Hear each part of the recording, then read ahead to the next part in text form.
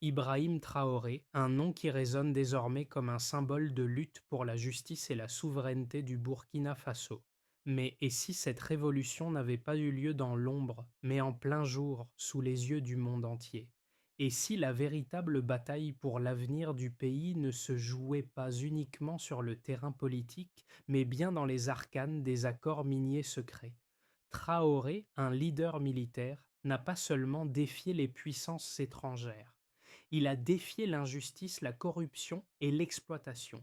Dans ce contexte, l'interrogation demeure. Ibrahim Traoré réussira-t-il à briser le cycle de dépendance économique de son pays? Le Burkina Faso, un pays enclavé d'Afrique de l'Ouest, a longtemps souffert sous l'emprise d'accords miniers inéquitables qui ont laissé ses habitants dans la pauvreté malgré la richesse de ses ressources naturelles. À travers cette lutte, Ibrahim Traoré ne se contente pas de revendiquer la souveraineté de son pays, mais il incarne l'espoir d'une justice économique pour l'ensemble du continent africain.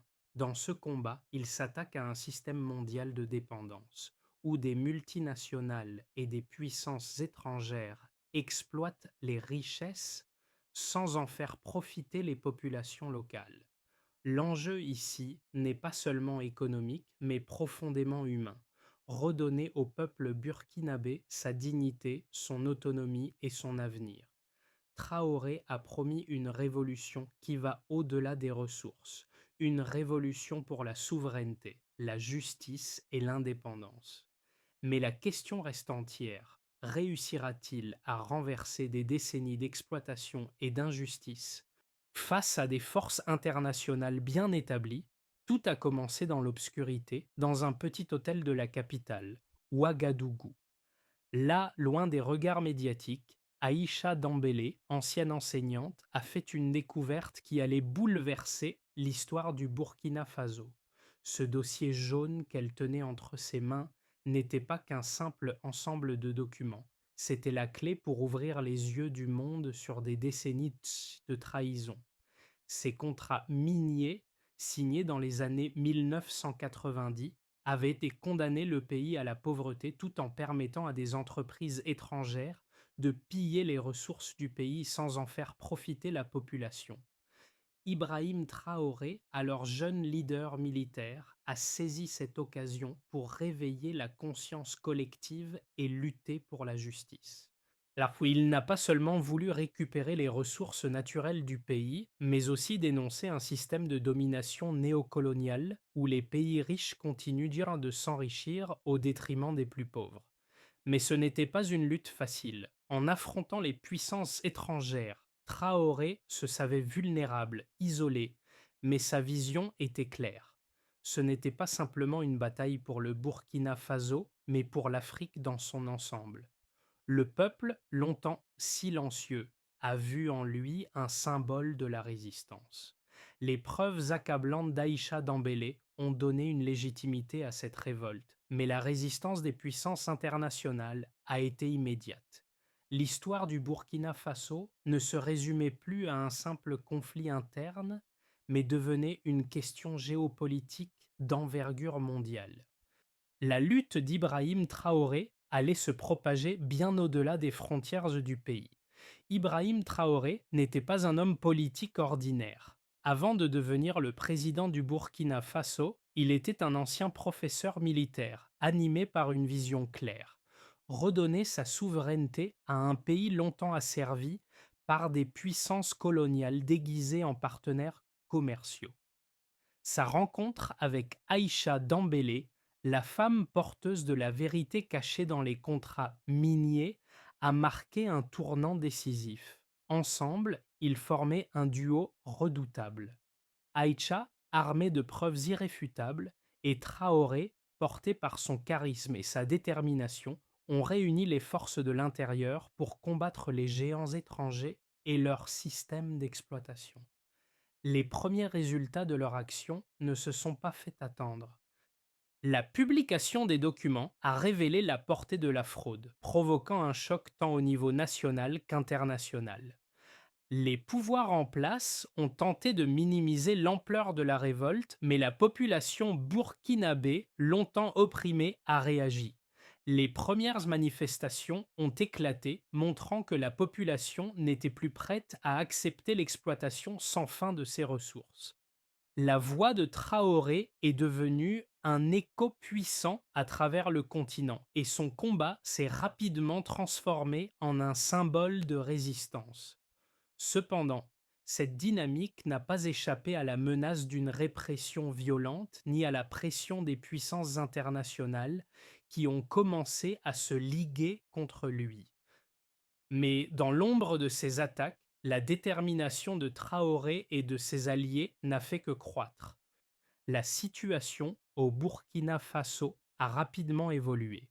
Après la révélation des contrats miniers frauduleux, Ibrahim Traoré a dû faire face à une réaction immédiate de la part des puissances étrangères, notamment des entreprises minières et des gouvernements occidentaux. Ces entités, profitant des accords historiques qui les liaient au pays, ont exercé une pression intense pour faire taire la révolte. Mais Traoré n'a pas cédé.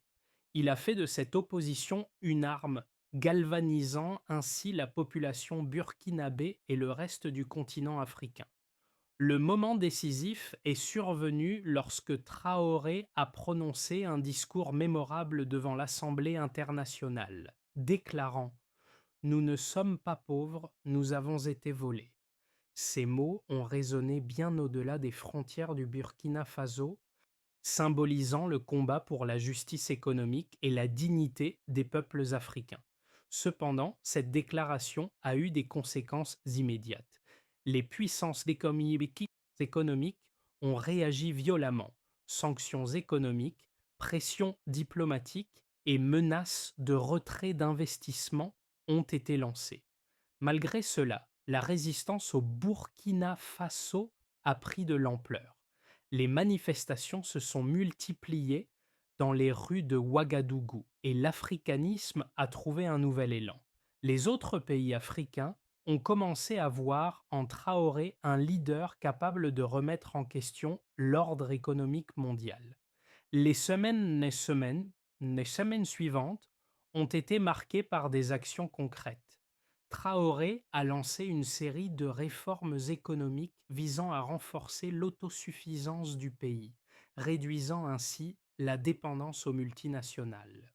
En parallèle, des discussions ont eu lieu avec d'autres nations africaines pour mettre en place une coopération régionale plus forte. Toutefois, ces réformes ont été accompagnées d'un coût économique immédiat. La suspension des accords miniers a affecté le secteur extractif, réduisant les exportations de minerais et provoquant une récession temporaire. Mais Traoré, avec son charisme et son leadership, a su maintenir l'adhésion de la population. Il a promis qu'à long terme, le Burkina Faso sortirait de ce cycle de dépendance, et son engagement à investir dans d'autres secteurs économiques a renforcé sa position. Les mois qui suivirent ont vu des avancées significatives dans le pays. Des infrastructures ont été mises en place, des initiatives pour l'agriculture durable ont été lancées et le secteur éducatif a bénéficié d'investissements importants. Toutefois, les tensions internationales sont restées vives. Les puissances coloniales ont intensifié leur campagne pour isoler le Burkina Faso, mais Traoré a continué à avancer. Il savait que chaque victoire nationale renforçait la légitimité de sa lutte et marquait un pas vers la souveraineté véritable. La résistance à l'exploitation minière ne s'est pas limitée au Burkina Faso. Traoré a vu plus grand, il a appelé à une union des pays africains pour une réforme globale des accords économiques et des contrats miniers. Cette vision, portée par son discours de solidarité continentale, a incité d'autres nations à rejoindre la cause. Peu à peu, la lutte pour la souveraineté économique du Burkina Faso est devenue une cause mondiale. L'avenir du pays s'écrivait désormais dans un contexte de coopération régionale et de pression internationale. Mais la voie vers la justice économique semblait de plus en plus proche. Les preuves mises en lumière par Ibrahim Traoré et ses alliés ont eu un impact direct et mesurable sur la dynamique économique du Burkina Faso. La première donnée clé a été la révélation des profits générés par l'exploitation des ressources naturelles du pays. Depuis les années 1990, les multinationales opérant au Burkina Faso avaient extrait plus de 50 milliards de dollars d'or, mais le pays n'en avait vu qu'une fraction minime. Selon les estimations, les entreprises minières ont récolté environ 88% des revenus générés par cette exploitation, laissant à peine 2% au gouvernement burkinabé, une situation qui a aggravé la pauvreté et le manque d'infrastructures du pays. Cette information a bouleversé la communauté internationale, qui a pris conscience de l'ampleur de l'injustice économique infligée au Burkina Faso. Une autre statistique frappante a été l'impact de ces contrats sur les exportations du pays. En dépit de l'énorme richesse en ressources naturelles, les exportations du Burkina Faso ont chuté de 30% au cours des 20 dernières années. Ce déclin n'était pas dû à une baisse de la production, mais à des accords commerciaux désavantageux imposés par les multinationales qui privent le pays de revenus nécessaires pour son développement. En effet, une grande partie des bénéfices générés par l'industrie minière étaient exportés à l'étranger sans être réinvestis dans l'économie locale. Cela a conduit à une stagnation économique malgré une croissance apparente dans le secteur minier. Un autre aspect déterminant a été le faible nombre d'emplois créés localement par les multinationales. En dépit des promesses d'emploi, les statistiques ont révélé qu'environ 90% des emplois dans le secteur minier étaient occupés par des travailleurs étrangers. Les quelques emplois locaux étaient le précaires et mal rémunérés, avec des conditions de travail souvent inhumaines. Cette réalité a choqué la population burkinabé, qui a vu à quel point l'exploitation des ressources du pays profitait principalement à des intérêts étrangers, sans réellement bénéficier aux travailleurs locaux. Cette inégalité a été renforcée par l'absence de réglementation environnementale et sociale stricte, ce qui a permis aux multinationales d'opérer sans respecter les droits des travailleurs et de négliger les impacts environnementaux. Les données économiques ne se sont pas limitées aux revenus miniers. Une étude commandée par le gouvernement burkinabé a révélé que les entreprises minières avaient bénéficié d'exonérations fiscales massives, réduisant ainsi les recettes fiscales du pays. De plus, ces entreprises ont contourné de nombreuses régulations environnementales, provoquant des destructions écologiques qui ont aggravé la situation du pays. La communauté internationale, après avoir pris connaissance de ces chiffres, n'a pas pu ignorer l'injustice commise. Ces preuves ont également été confirmées par un rapport de l'ONU publié quelques mois après la révélation des contrats miniers. Ce rapport a soutenu les accusations de Traoré, renforçant la légitimité de son combat pour la souveraineté économique du Burkina Faso. Ces données, et combinées aux témoignages des travailleurs locaux et aux rapports des organisations internationales, ont fourni à Traoré les armes nécessaires pour mobiliser le pays et l'opinion mondiale. Le combat pour la justice n'était plus seulement une question politique interne, mais un appel mondial à réévaluer le système économique mondial, un système qui, selon Traoré, privilégie les intérêts des multinationales au détriment des populations locales. Le combat d'Ibrahim Traoré contre l'exploitation minière au Burkina Faso a attiré des soutiens, mais aussi des oppositions vigoureuses. D'un côté, ses partisans soutiennent que les accords miniers signés par le passé sont une forme de néocolonialisme, une manière pour les puissances étrangères d'exploiter les ressources naturelles de l'Afrique sans en faire profiter ses habitants. Traoré a répété à plusieurs reprises que le Burkina Faso n'est pas pauvre, mais qu'il a été spolié de ses richesses par des entreprises multinationales profitant de contrats déloyaux. Selon lui, ce système d'exploitation n'est pas un accident, mais une politique délibérée de domination économique. Pour lui, il s'agit d'un combat pour la justice sociale et la dignité humaine ou la restitution des ressources naturelles au peuple burkinabé est une étape clé dans la réécriture de son histoire. Cette vision fait écho à une large partie de l'opinion publique, non seulement au Burkina Faso, mais aussi à travers l'Afrique, où la question de la souveraineté économique est au cœur des débats. De l'autre côté, certains critiques de Traoré, dont des responsables d'entreprises minières et des gouvernements occidentaux, affirme que ces accords ont permis au Burkina Faso d'attirer des investissements étrangers nécessaires au développement du pays. Ils soutiennent que sans les multinationales, le pays n'aurait pas eu les ressources nécessaires pour construire son infrastructure, développer son économie et créer des emplois. Selon cette perspective, les entreprises minières ont permis à des milliers de Burkinabés de travailler, bien que ces emplois soient souvent précaires. Ils soulignent aussi que l'exploitation minière a permis d'apporter des capitaux étrangers dans un pays autrefois isolé économiquement. Leurs arguments reposent sur la nécessité de capital étranger pour le développement des infrastructures et la création d'emplois dans des secteurs vitaux pour l'économie nationale. Cependant, Traoré et ses alliés ont systématiquement déconstruit cet argument en soulignant que les bénéfices des multinationales étaient disproportionnés par rapport à ceux du peuple burkinabé.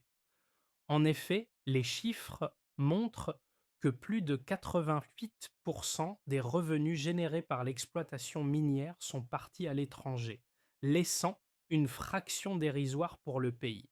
Pour Traoré, la véritable question n'est pas la nécessité d'investissements étrangers, mais plutôt de quel type d'accords sont nécessaires pour que les bénéfices profitent au peuple et non à des puissances étrangères. Il propose un modèle économique alternatif où les ressources naturelles sont exploitées de manière durable et équitable, avec des bénéfices partagés entre les investisseurs et la population locale. Son approche va au-delà de la simple révision des contrats miniers. Elle cherche à réinventer la manière dont les pays africains peuvent gérer et tirer parti de leurs ressources naturelles pour leur propre développement, sans sacrifier leur autonomie. Le moment charnière est arrivé. Après des mois de lutte, Ibrahim Traoré a fait une déclaration qui allait changer le cours de l'histoire. Il a annoncé la suspension immédiate de tous les contrats miniers existants, mettant ainsi un terme à des décennies d'exploitation injuste des ressources du Burkina Faso. Ce geste audacieux, bien que risqué, a résonné à l'échelle mondiale.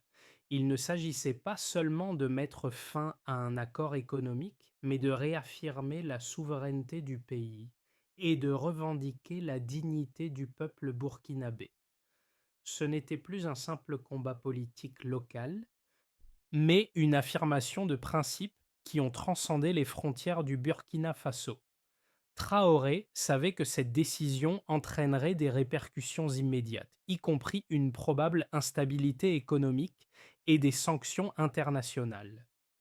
Mais pour lui, l'indépendance économique du pays était un objectif plus grand que la stabilité à court terme. Ce changement radical dans la politique économique du Burkina Faso allait envoyer un message fort au reste de l'Afrique et au monde.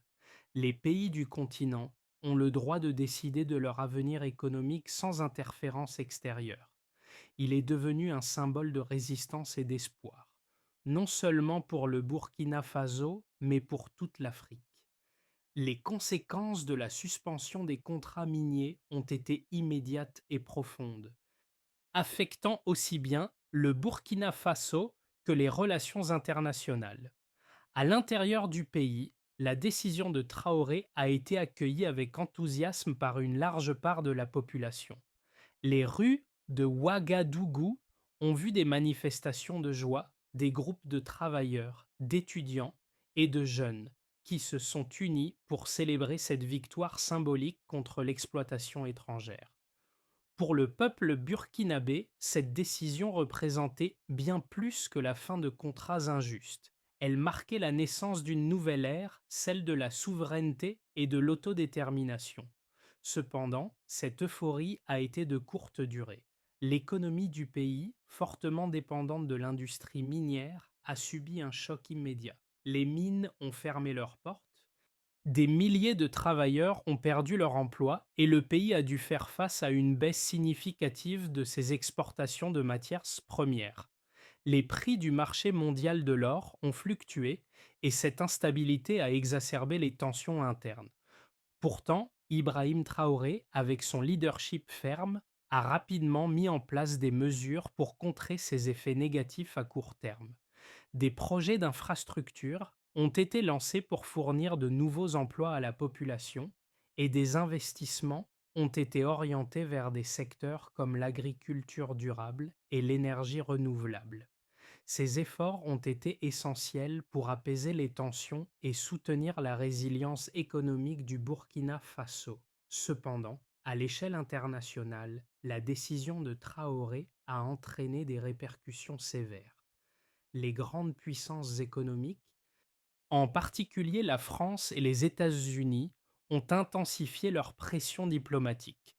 Des sanctions économiques ont été évoquées et certaines entreprises multinationales ont suspendu leurs activités dans le pays. Le Burkina Faso a dû faire face à une isolation croissante, mais Traoré est resté déterminé. Il a appelé à une solidarité accrue parmi les pays africains, incitant d'autres nations du continent à reconsidérer leurs propres relations avec les puissances économiques occidentales.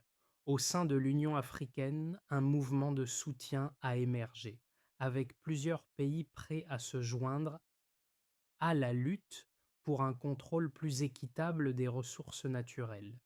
Le combat pour la souveraineté économique du Burkina Faso a donc créé un précédent et incitant d'autres nations à s'interroger sur la manière dont leurs propres ressources étaient exploitées par des intérêts étrangers.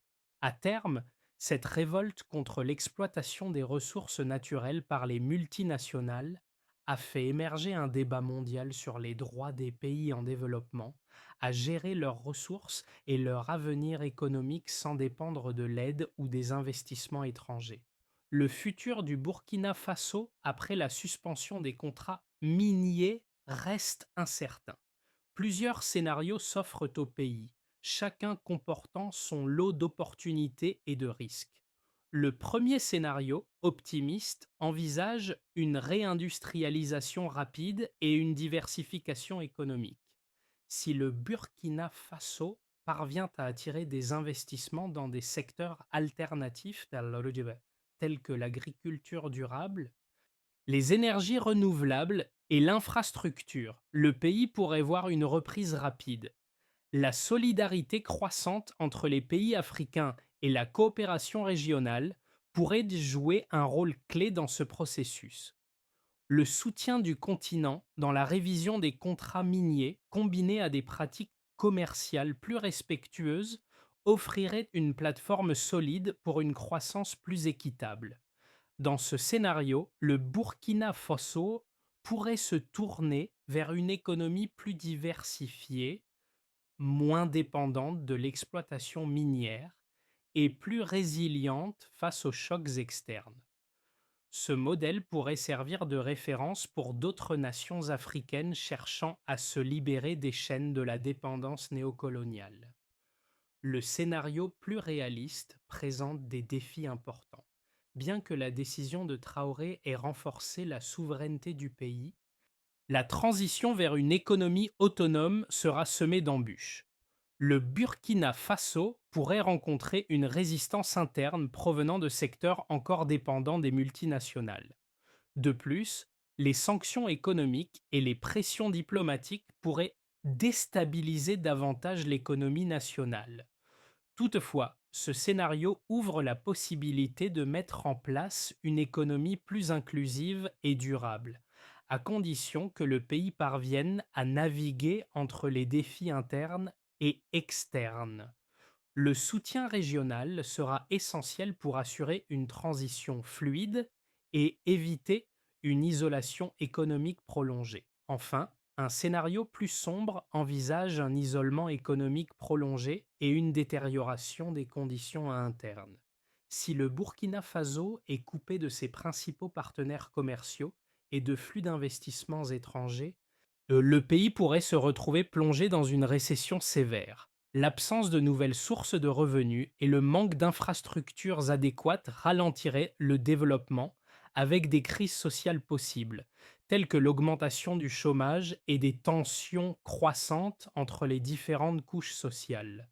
La stabilité du gouvernement de Traoré serait alors mise en péril, et des appels à revenir à des accords miniers plus favorables aux investisseurs étrangers pourraient émerger. Le défi sera de maintenir l'unité nationale et d'éviter la tentation de revenir en arrière face à une crise économique profonde.